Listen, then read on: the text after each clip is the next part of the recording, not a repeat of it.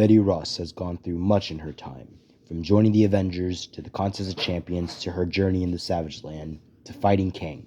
She has accomplished much these past years, but ever since she became Red She-Hulk, she had noticed something missing. Bruce, the person she truly loved. Ever since Maestro died in the Battle of New York, she has felt a deep emptiness within her that not even her fellow Avengers could see. To try and get her mind off it, she decides to go to S.H.I.E.L.D. Labs to clear her mind. As she enters, she notices a top-secret project, doors to other dimensions. She lets her curiosity get the better of her and enters it. As she exits out on the other side, she notices that she is in a ruined New York, infested with gamma monsters, as she decides to fight them, in which she succeeds in defeating them. She then sees a massive coliseum and decides to enter it, where she sees someone she never thought she would see again. Bruce Banner, the Maestro, sitting on a throne. Betty figures out that this is a world where Maestro's plan succeeded, but Maestro's also survived.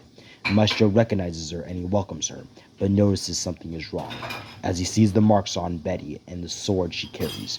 Maestro asks how she got those, and Betty says that she touched some rock in the Savage Land, and she got these symbiote-like abilities. This Maestro realizes what happened as he reveals that what she touched was the symbiote codex, the key to give, please do not make me say it, the Dark God, the power to obliterate all life in the universe. Betty is confused as she asks what the god's name is. Maestro tells her that his name is written on the codex itself. Betty tries to leave, but Maestro says that he cannot let her leave, knowing what has happened on her Earth. This leads to Betty and Maestro fighting in the Coliseum, both trading blows to each other.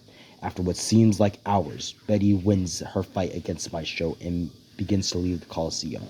Maestro gets up, enraged that he was humiliated in front of his subjects, as he tries to kill Betty. Without knowing, the symbiote codex makes a spear as it impales Maestro to protect her. Betty is horrified as she sees what just happened. She returns back to her reality, traumatized by what happened, as she runs to find another lab to study the codex. As some hours pass, she manages to get a scan of it as she returns to Avengers Mansion. Back at Avengers Mansion, Betty sits down at the bar table where she drinks a tequila to get her mind off the codex, killing the alternate Maestro. A black luminous limousine parks at the entrance as Phil Coulson enters and sits next to Betty. Phil asks where the others are, as Betty tells him that Ricky is on a break to mourn her mother. Adam is dealing with a space conflict. Tareen is helping clean up Asgard with Sif. Azari is in Asgard. Tigra is helping Eddie with finding Rex Strickland, and Stingray is doing some underwater research. Coulson asks if they know about someone named Alice, and Betty says they don't, and they don't need to, because if the public knew about her, she would be harassed and attacked for being the child of Bruce Banner. Coulson says he will keep it a secret that Betty had a daughter that Bruce didn't know about from the other Avengers, and let her decide when it is time to tell them. He leaves as Betty sits down on the couch, looking through her photos of her and her daughter, Alice Farrell Ross.